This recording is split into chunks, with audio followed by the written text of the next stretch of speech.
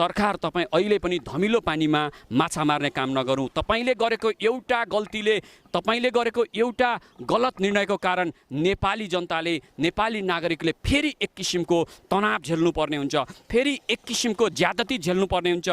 यदि नेपाललाई चाहियो भने हामी लाखौँ युवाहरू, लाखौँ नेपालीहरू बुढी गण्डकीदेखि लिएर कुनै ठाउँमा हामी काम गर्न रेडी छौँ। एमसीसी जस्ता एजेन्डाहरू यो देशमा कुनै पनि मूल्यमा, कुनै पनि हालतमा भित्रिनु हुँदैन। यति डरलाग्दो अवस्था, कोरोनाले विश्व बजार तहस-नहस गर्दा संसारका सबै देशले आफ्नो नागरिकको बारेमा सोच्छ, आफ्नो देशको लागि सोच्छ। सर्वप्रथम एमसीसी अर्थात् मिलेनियम च्यालेन्ज कर्पोरेसन यो अमेरिकाको एउटा संस्था हो जसलाई चाहिँ हामी इन्डो पेसिफिक भन्छौँ। दर्शकबिन मेकिङ नेपाल युट्युब च्यानलमा म अर्जुन शिवाकोटी यहाँहरूलाई स्वागत गर्दछु।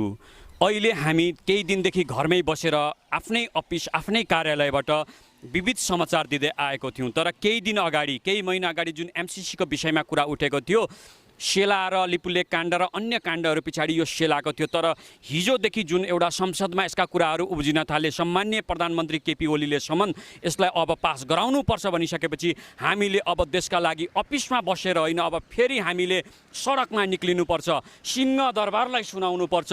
यो देशमा बसेका नेपाल र नेपाली, विदेशमा बसेका नेपालीलाई फेरि अर्को घात हुन आँटो है भनेर हामीले सुनाउनुपर्छ, हामीले जानकारी दिलाउनुपर्छ भन्ने हिसाबले अहिले म सिंह दरबार अगाडि उपस्थित भइसकेको छु।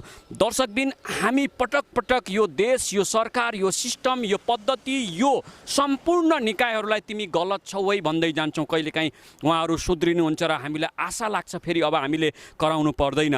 लामो समयसम्म हामीले ज्ञानेन्द्र साईका लागि आवाज उठायौँ, उहाँ पनि बाहिर निक्लिनु भयो। फेरि लिपुलेकका लागि विविध काम भयो। यही सिलसिलामा हामी स्वयं आफैले पनि लिपुलेक गर झन्डा गाड्छौँ भनेर पनि अगाडि बढ्यौँ।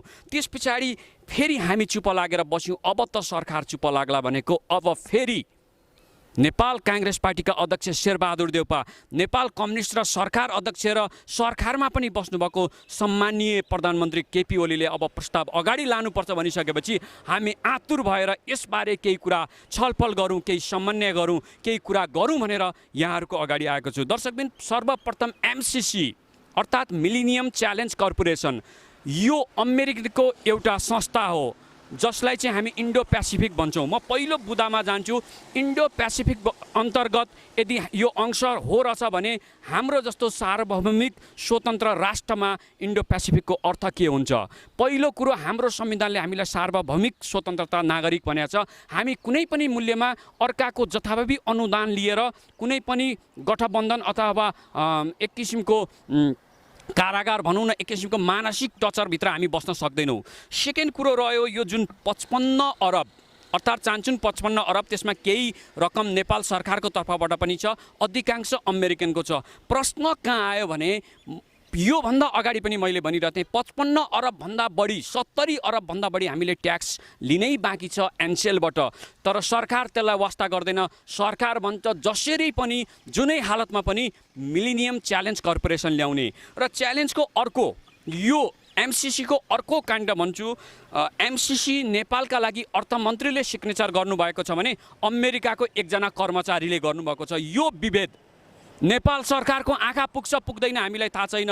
नेपाली जनता, नेपाली नागरिकको आँखा भने पक्कै पुग्छ। एउटा कर्मचारी, देश ठुलो होला, देश सानो होला, त्यसको शक्ति बढी होला, इन्कम प्रति व्यक्तिको बढी होला अर्थतन्त्रको। तर यदि अमेरिकाको अर्थमन्त्रीले सिग्नेचर गरेको थियो भने नेपालको अर्थमन्त्रीले सिग्नेचर गर्नु पर्यो, पहिलो त्रुटि। तर नेपालको अर्थमन्त्री र अमेरिकाको एकजना कर्मचारीले। र दोस्रो कुरो, यसले के भनेको छ भन्दा एमसीसी एकचोटि आइसकेपछि एमसीसीमा काम गर्ने कर्मचारीको नेसनालिटी पनि नेपाल सरकारले सोध्न पाउँदैन। फेरि भन्छु, अमेरिकाबाट जुन एमसीसी आएर नेपालमा लागू भइसकेपछि एमसीसीमा काम गर्ने कर्मचारीको कुन देशको नागरिकता, तिमी को हो भन्ने पनि अधिकार नेपाल सरकारले लाग्दैन। र तेस्रो कुरो, मैले सुन्नमा आएको श्रीलङ्काले यसलाई रिजेक्ट गरिसकेको थियो। एमसीसी जहाँ जहाँ बसिरहेछ विश्व बजारमा, चाहे अफ्रिकामा होस् चाहे अन्य देशमा, जुन जुन गरिब देश भनेर यसले गरिरहेछ त्यो देशको घटनाक्रम हाम्रो सरकारले किन बुझ्न चाहँदैन? त्यो आवश्यक छ छैन?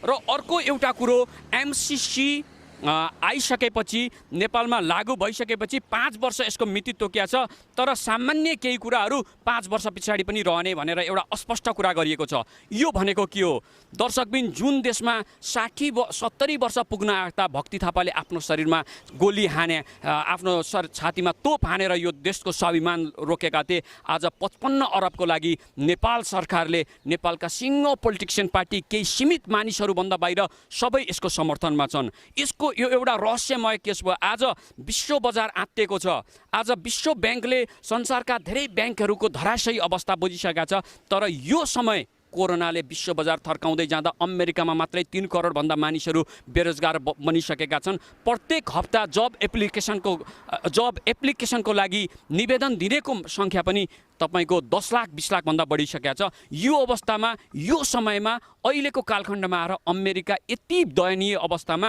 नेपाललाई 55 अरब हाराहारी अर्थात् 500 मिलियन्स यो एमाउन्ट दिन चाहँदैछ। त्यो पनि केमा? सडक मर्मत, विद्युतका कुराहरूमा, आइमै र केटाकेटीका कुराहरूमा। छोरी मान्छे, विशेषतः आइमै र केटाकेटी भनेको छ, छोरी मान्छे भन्दा पनि उहाँको संरक्षणमा। अमेरिकामा जो 3 करोडभन्दा बढी जबलेस भइरहेछन्, जो धराशयी व्यवसायहरू सम्पूर्ण रूपमा सडकमा आइसकेका छन्, आफ्नो जनताको लागि, आफ्ना नागरिकको लागि गर्दैन, त्योभन्दा कैयौँ टाढा भएको नेपालमा आएर भन्छ सहयोग दिन्छु भन्छ। दर्शकबिन, यहाँनेरि हामीसँग धेरै कुरा छ। यदि सरकारले फेरि पनि लिपुलेख काण्डको लागि नेपालीलाई फेरि एकचोटि बिउज्याके हो भने तपाईँ हामीले हेर्ने मात्रै होइन, लाइक गर्ने मात्रै होइन, कमेन्ट गर्ने होइन, तपाईँ हामी आफ्नो तरिकाले स्टडी गरौँ एमसिसीलाई। तपाईँले जति बुझ्नुहुन्छ, मैले जति बुझ्छु, अर्कोले कति बुझ्छ, तपाईँ हाम्रो तर्फबाट जसले जति जति बुझिन्छ यसलाई स्टडी गरौँ र यसको राम्रो नराम्रो कुरा लिएर तपाईँ आउनुहोस्, फेरि आफ्नो लाइफबाट सरकारलाई फेरि बिउजौँ। हामीले सोचिरहेको थियौँ अब लिपुलेख पछाडि पक्कै यो समस्या नआउला, तर अन्ततः यो समस्या आइसकेको छ। दर्शकबिन, यसै विषयमा यही कुराहरू यहाँलाई जानकारी दिन सँगसँगै अब हामीले नेपालमा हुने कुनै पनि किसिमका अन्य किसिमका गतिविधि जो हुन्छन्, जुन राष्ट्रको हितमा हुँदैन, जुन नेपाल र नेपालीको हितमा हुँदैन, त्यसको विपक्षमा तपाईँ हामी सबै एकजुट भएर आउनुपर्छ। चाहे एमसिसी होस्, चाहे लिपुलेख होस्, चाहे अन्य कुनै किसिमको काण्ड, यसको पक्ष विपक्ष हामीले केलाउनै पर्छ, हेर्नै पर्छ। यो देश एकमात्र यस्तो साउथ एसियाको देश हो जुन जमिनमा आजसम्म विदेशीले आफ्नो जुत्ता लाएर, आफ्नो बुट लाएर नेपाली जमिन छोएको छैन। काला पानीको युद्ध हुँदै गर्दा, नाला पानीको युद्ध हुँदै गर्दा, देशका अन्य भूभागमा भएको युद्ध हेर्नुहुन्छ भने तपाईँहरूले प्रष्ट देख्नुहुन्छ। 7 दिनसम्म बलभद्र कुबेरले पानी नखाई देशको अस्मिताको लागि, देशको रक्षाको लागि, देशको सिमानाको लागि विदेशी दलाल र विदेशी विस्तारवाद र साम्राज्यवाद जसले चाहिँ भविष्यमा कुनै किसिमको हानि गर्छ भनेर आफूले 7 दिनसम्म पानी नखाई लडेका देशका नागरिक आज हामी विवश छौँ, लाचार छौँ। सुन्नुपर्छ चाहेर पनि नचाहेर पनि यस्ता समाचारहरू जहाँ भनिएको छन् लिपु लेख त के, अब हामी एमसिसी पनि पास गर्छौँ। हामीले सम्मान्य प्रधानमन्त्रीलाई सम्मानका साथ भन्छौँ, तपाईँले नयाँ नक्सा ल्याएर हिजो मात्रै जिल्ला र प्रदेशहरूमा पुर्याउनुपर्छ भनेको जुन तपाईँको स्वागत योग्य वक्तव्य छ, त्यसलाई हामी तारिफ गर्छौँ। तारिफ गर्न कन्जुस्याइ गर्दैनौँ।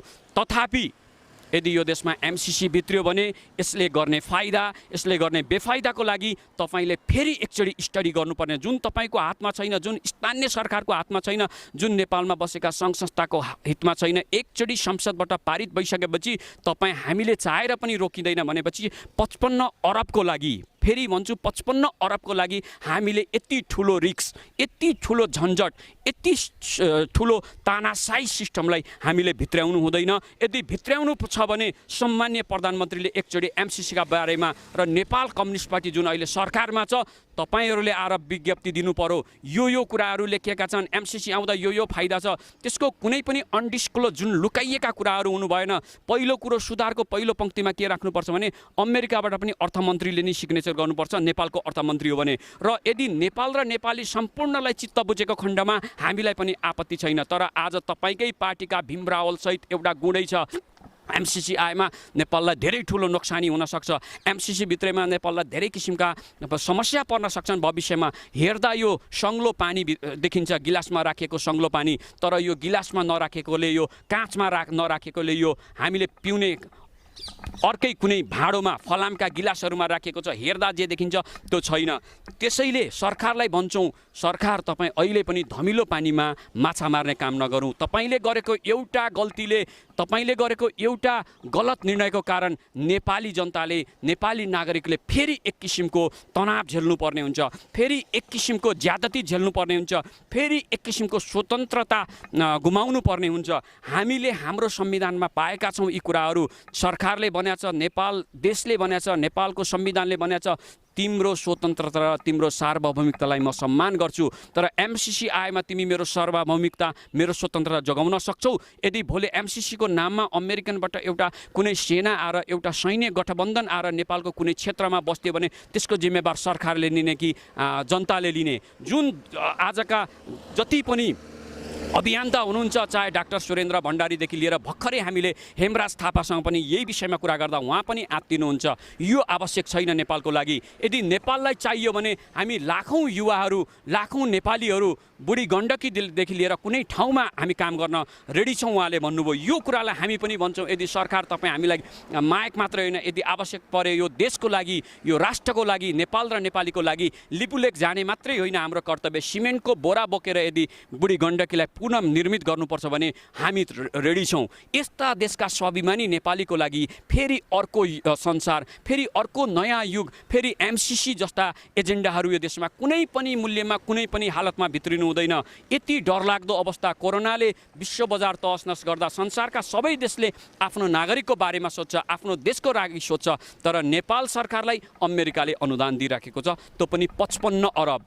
यी कुराहरूमा हाम्रो विभेद छ, यी कुराहरूमा हाम्रो असहमति छ। हामी एउटा च्यानल, एउटा प्रेजेन्टर मात्र होइन, यो देशका जिम्मेवार नागरिक पनि हौँ। हिजो तपाईँहरूलाई हामीले भन्थ्यौँ लिपिलेख हाम्रो हो, पहल गर्नुहोस् भन्दा तपाईँले गरेको सानो पहललाई आज हामीले स्याबास दिन्छौँ र गौरव पनि गर्छौँ। फेरि मायक छुटो, अभियन्ता छुटे, राम्रा केही पत्रकार छुट्ने बित्तिकै तपाईँले अर्को गल्ती गर्नै पर्छ भन्ने तपाईँलाई बाध्यता छैन। आउनुहोस्, 10 दिन जिउनुहोस् नेपाली भएर जिउनुहोस्, 1 महिना जिउनुहोस् नेपाली भएर जिउनु। एउटा स्वतन्त्र नागरिक, जुन जमिन, जुन भूमिले तपाईँलाई जीवनमा कहिले कसैको कुनै समयमा झुक्नको लागि विवश गराएको छैन। तपाईँ जानी जानी 55 अरब जुन एनसेलले तिर्नु कर भन्दा पनि थोरै पैसाको लागि पक्कै पनि कुनै पनि हालतमा नगर्नु अनुरोध गर्दै म कार्यक्रमबाट बिदा माग्छु। हवस् त, धन्यवाद।